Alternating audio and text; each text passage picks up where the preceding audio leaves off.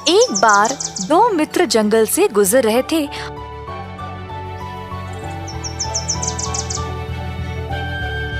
और रास्ते में उनको एक बाघ की खाल मिला। उन्होंने उसको उठाया और सोच रहे थे कि इससे पैसे कैसे कमाएं। अलग अलग योजनाएं के बारे में सोचने लगे, परंतु उनके दिमाग में कुछ नहीं आया, केवल एक ही विचार जिसमें उनको लोगों को बेवकूफ बनाना पड़े। अंत में उन्होंने एक योजना बनाई और एक दूसरे से वादा किया कि अगर कुछ भी गड़बड़ हुआ तो वे एक दूसरे की मदद करेंगे।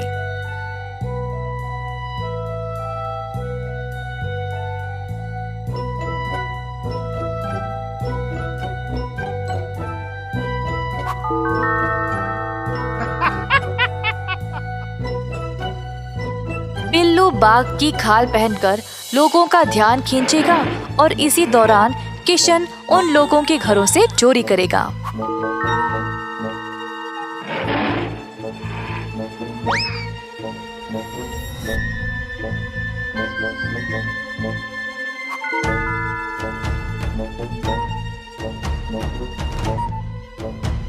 दोनों दोस्त यह काम आराम से करने लगे। बहुत सारे घरों से चोरी की और दोनों को अपने आप पर बहुत गर्व महसूस होने लगा। उनको लगा कि एक दिन वे बहुत अमीर बन जाएंगे। जल्द ये उनकी एक आदत बन गई। अब वे बड़े बड़े चोरी भी करने लगे। परंतु अचानक से एक दिन उनको एक मुसीबत का सामना करना पड़ा। एक दिन सच में एक असली बाघ उस जगह पे घूमने लगा और यह दो दोस्त सोचने लगे कि यह तीसरा आदमी कौन है। बाघ अचानक से उनकी ओर दौड़ने लगा, गरजते हुए। किशन वहां से भाग गया अपने दोस्त को छोड़कर। दूसरी ओर बिल्लू के पास समय नहीं था वहां से भागने के लिए, तो वह जमीन पर पड़ गया और मरे हुए का नाटक करने लगा। किशन ये सब एक पेड़ के ऊपर चढ़कर देख रहा था।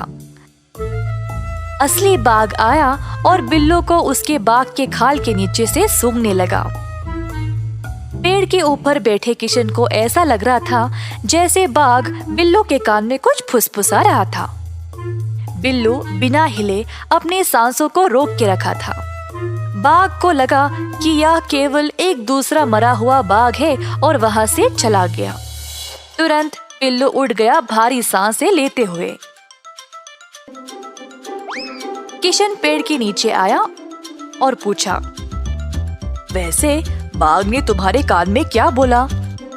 किशन बार बार यही सवाल पूछने लगा। मैं तुम्हारा साथी हूँ ना, और तुम्हें मुझको सब कुछ बताना चाहिए।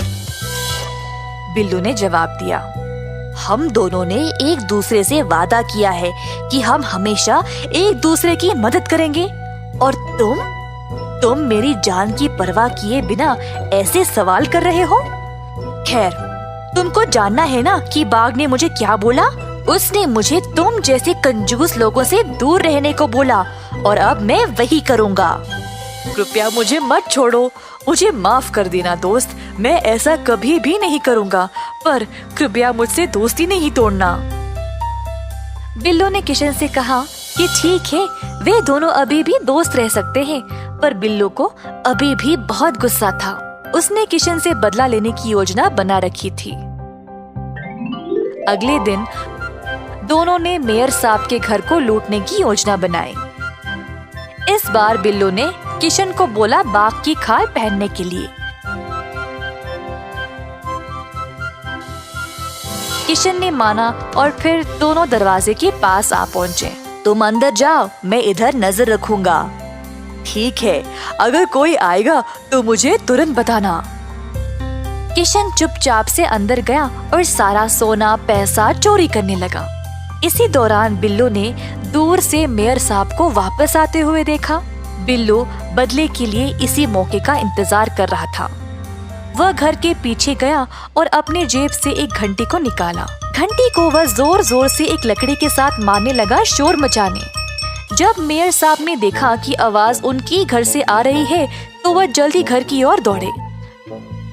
दरवाजा खोला तो बाघ को देखकर डर गए। किशन ने भागने की कोशिश की, परंतु जब उसने कूदा तो उसकी बाघ की खाल एक कील में अटक गई और उसका असली रूप सामने आ गया।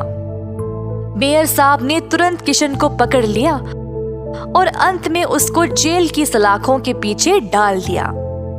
इस कहानी से हम ये सीखते हैं कि कभी भी अपने दोस्त से धोखा ना करें और उससे किया गया वादा ना तोड़े।